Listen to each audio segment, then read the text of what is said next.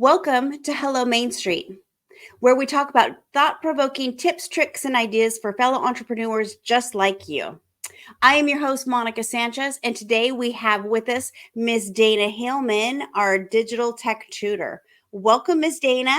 Hi, thank you for having me. Absolutely. Give us a little bit of your background. I know you've been a lot into digital and tech in the tech world. So tell our audience a little bit about you. So I have been in IT and application support for over ten years. And when I started with Digital Helpmates, I realized that I could get paid for helping people learn how to use their devices, their computers, and certain programs like Google Apps and such, and but still be able to help them understand that uh, it's not the bad thing that people think. We want to have them have be confident to be able to use their technology to help them live their lives, not take over their lives. Yeah. Yeah. No, absolutely. And I understand that completely because there's times when I can get overwhelmed myself with technology. I know that you have helped me, and so I wanted to share with our audience out there how to prevent digital fraud. And we've talked about this in many ways. One I know is through passwords, right? Because you saw my passwords, you're like, ah, Yeah. change your passwords. So let's help others, especially other entrepreneurs, right? We're all so busy. So let's talk about some things and how to prevent digital fraud. So take it away. So we are in the Christmas season, the holiday season, where there's a lot of packages going back and forth, UPS, FedEx, Postal Service. You have to be very careful now because the email scams have gone exponentially higher for uh, for fraud. So one of the ways that you can uh, pay attention to that is, first of all, know your activity, right? Know your activity, know your accounts, making sure that when you get an email from somebody, you check for certain things. So what I'm going to do is I'm going to present my screen where I have an example of an email from FedEx that I know I have uh, set up.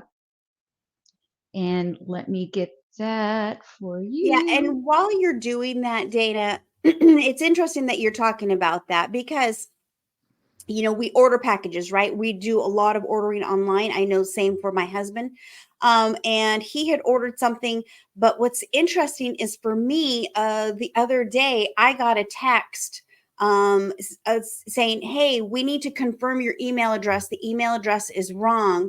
And I was like, "Yeah, no, I don't think so because and it came from a personal email account." I'm like, yeah, no, I don't think so. So I went ahead and I deleted it because I'm like, if that's the case, then I'll go to the source and not just confirm it from this email and give my information out. So just being Absolutely. very diligent, right? It's really important. So go ahead. So Right. show us what you got there. So this is from my actual FedEx account. And I know this because if you look, it's going to be from FedEx at messages.fedex.com. I Okay. remember opening up the account. I remember setting my notifications. I remember, whether if I'm going to I gave them permission to either email me or text me. I prefer not to text. So just making sure that I get it directly from them from email. Um, that helps with identifying, is this something that I did, or is this something that someone else is sending me? And you're right. A lot of, when you receive an email, a very important thing is to check the email address. If FedEx is sending you something or UPS and they're sending it to you from a Gmail account or some gobbledygook address. That's not them.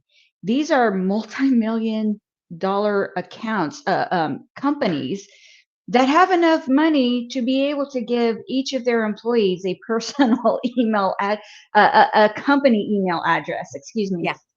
So, so receiving somebody from, you know, George at laughingmyrearoff@gmail.com, that's not an actual FedEx representative account. Yeah. So So you how can. do we see in this one that it is a true account? Okay. So first of all, I opened the account. When they send me an email, I was Okay. expecting that email. And if you look at the email address, it So is the email from, address is kind of small. Is there a way to make it just a little bit bigger so we can see that? well, I'll I read it know. off to you. Okay. Yeah, because I'm not sure how to make it bigger, but it's from FedEx at message.fedex.com. Okay. Okay. And you were And it had, expecting the email. Okay. I was expecting the email. And you opened up your account. It's telling me that I see the logo, and the message that they sent to me. Okay. Okay. Um, so that is where that is. If I wasn't sure, I would go to FedEx.com itself, Okay. and So go then, back to the source, right, Dana? always go back to the source. And as a side note, when you Google something, when you Google a company and you're not sure, try to stay away from the sponsored listings, Oh, because that's how sometimes scammers can get you too, is through the really? sponsored. Okay. So always go to a non-sponsored link provided by the company itself. Okay. And Okay, usually so the non-sponsors are usually listed at the top of the yes, choices. And then if you scroll down, then you'll see them unsponsored. So just so people have an understanding, so sponsored is where people are actually paying to be listed at the top. So absolutely. it could be a company that's an actual company, or it could be a company, or it could be a scam, right? So either one. So you Right. always want to be cautious, right? Okay. Absolutely. Perfect. Thank Absolutely. you, Dana. And so show us one that you think it looks official, but really is not. Oh, let me show you. I just had a laugh. Okay, and so while I'm bringing that up, Yeah. let's see. Here we go. Do you got it? Do you see that? I do see it. Here we go. There we go. Does that work? Okay. Yes, absolutely. So this is from a personal email. I use it for junk now because of things like this. So first of all, FedEx at rp.teeidqwn at app.m2cco. Okay, so that's a long gibberish email Hmm. address. FedEx is Sure. not going to do that. Secondly, if you look closely underneath, and I don't know if you can see this, it Okay. says, when you click on the arrow where it says to me right underneath the FedEx name, I'm BCC'd on here. Oh, Okay. this is a different one. But I was BCC'd on the original email. Okay. BCC means blind copy. So that means this person just mass emailed a whole bunch of people.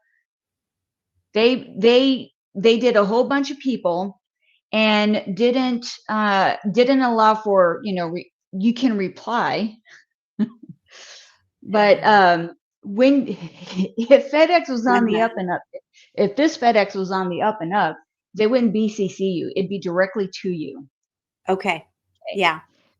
And it's interesting that you say that because with the BCC, just the other day, Dana, that I was going through my emails. And when I was going through my emails, there was a gentleman who had responded to an email. So again, a mass email that that was sent out, right? This one person responded, like a reply to all apparently. And he was like, he was very irate. I can't really explain what he was saying on there because it wasn't very nice. And I'm like, this has nothing to do with me or my business, but the email was attached to mine because I believe I was BCC'd in the whole package deal there. And so I just went in and I clicked junk. So what if you're in your email? Should you click on, unsubscribe, or what should you do, Dana? Okay, so that's a good question. It you have to be very careful when you unsubscribe from something. Mhm. If you remember that you subscribe to something, then yes, unsubscribe. However, if you're starting to get emails and from places that you've never heard of, you don't remember ever getting to the website to subscribe in the first place, you have to be very careful about unsubscribing because that's how scammers also get you. Unsubscribing just confirms that they got the right email address from you, Mm, right? okay. So then they can sell that information to other people, scammers and Great. non-scammers, right? So what I would recommend, and don't just delete it, but just move it to spam. In your email, what's really nice about Google is when you start marking things as spam, it's going to start recognizing the type of emails and the type of email addresses that are coming Mhm. in and start automatically marking that as spam. Of course, every once in a while, you want to go in there and make sure that you don't have legitimate items that are spammed. So you can always, create filters for those. Yeah. But yeah, only unsubscribe from those that you remember subscribing to in the first place.